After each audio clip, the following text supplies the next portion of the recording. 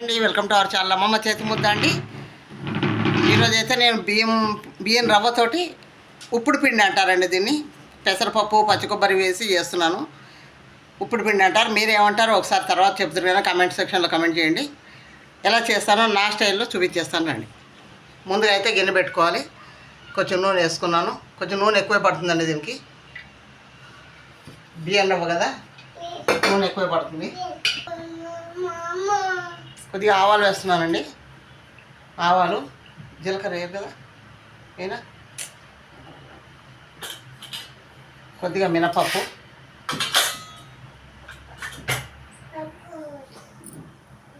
కొంచెం అల్లం, కొద్దిగా పచ్చిమిరపకాయలు. కారం తినేవాళ్ళంటే కొద్దిగా ఎక్కువ వేసుకోవచ్చు, లేదండి ఇంగు వేసుకోవచ్చు అండి. నేను ఈరోజు ఇంగు వేయట్లేదు. ఇక కరివేపాకు అండి, మా పెరట్లో కరివేపాకు ఫ్రెష్గా కోసుకొచ్చాను.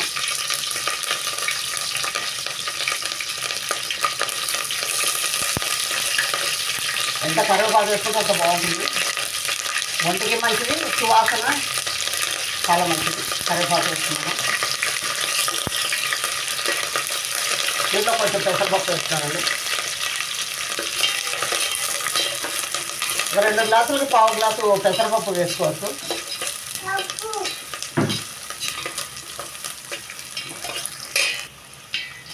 కొద్దిగా జీలకర్ర అండి, అరుగుతుంది కదా, మంచిది ఒంటికి, స్మెల్ కూడా బాగుంటుంది. పెసరపప్పు మరీ ఎర్రగా వేగొద్దు, కొంచెంగా వేసాను. నేను 1-2 నీళ్ళు పోసేసుకున్నాను.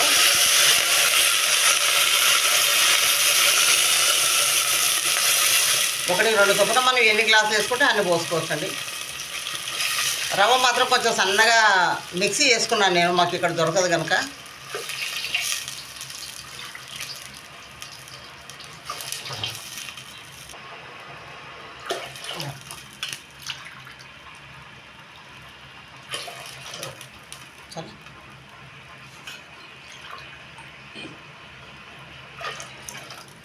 ఈ నీళ్ళు మరుగుతున్నప్పుడు కొబ్బరి వేసుకుందాం, పచ్చి కొబ్బరి. నీళ్ళు మరుగుతున్నాయండి. దీంట్లో ఇప్పుడు ఉప్పు వేసుకుందాం, తగినంత ఉప్పు వేసుకోవాలి. ఉప్పు వేసుకొని కొంచెం పచ్చి కొబ్బరి ఇందాక మిక్సీ చేసి పెట్టాను కదా, కొబ్బరి మనం మామూలుగా పిల్లలు తినమంటే కూడా ఎక్కువ తినరు. మనం పచ్చళ్ళు అవి చేసుకుంటాం కదా, దీంట్లో వేస్తే కూడా చాలా బాగుంటుంది, తీయగా ఉంటుంది కదా. ఈ కొబ్బరి పాలు పోసుకొని తీసుకుంటాం కదా, అలా కొబ్బరి వేసి చేసుకుందాం. కొబ్బరి వేసేసి కొబ్బరి మరుగుతున్నప్పుడు రవ్వ వేసుకుందాం. ఇత్తడి గిన్నెలో చేసుకుందాం. చూసారండి, ఇత్తడి గిన్నెలో చేస్తే మనకు పెచ్చు కావాలంటే కొంతమందికి ఆఖరికి కింద ఎర్రగా పెచ్చు కడితే చాలా ఇష్టంగా తింటారు. అప్పుడు పూర్వకాలం వాళ్ళకంటే తెలుసు, ఇప్పుడు పిల్లలకి తెలుసో తెలియదు. ఇప్పుడు నీళ్లు మరుగుతున్నప్పుడు రవ్వ కూడా ఫైన్గా చేసుకోవాలి. మిక్సీ చేశానండి నేను. ఇక్కడ మేము ఉన్న చోట చెప్పాను కదా, ఇక్కడ రవ్వ దొరకదు, బియ్యమే సరిగా దొరకవు ఇక్కడ మేము ఉన్న చోట. ఈ బియ్యం తెచ్చుకొని రవ్వ చేశాను, సన్న బియ్యం ఇవి. స్టోర్ బియ్యంతో రవ్వ బాగుండదు. ఇప్పుడు ఈ రవ్వ పోసేస్తాను. ఉప్పు వేసుకున్నాం కదా, ఇది కొంచెం ఉడికిన తర్వాత కొద్దిగా నూనె వేసుకున్నామంటే విడివిడిలాడుతూ చాలా బాగా వస్తుందండి. కొంచెం బియ్యం రవ్వ కదా, కొద్దిగా నూనె ఎక్కువ పడుతుంది.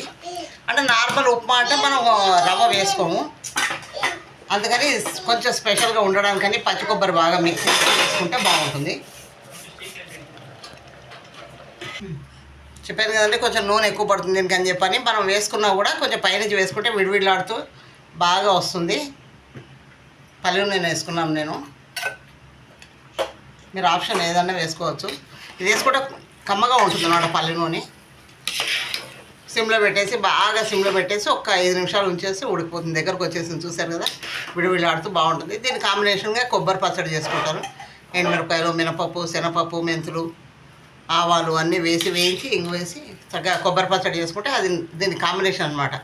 కొబ్బరి ఉప్పుడు పిండి, దీన్ని ఉప్పుడు పిండి అంటారండి. ఇత్తడి గిన్నెలో మాడిపోకుండా చాలా బాగా వస్తుంది.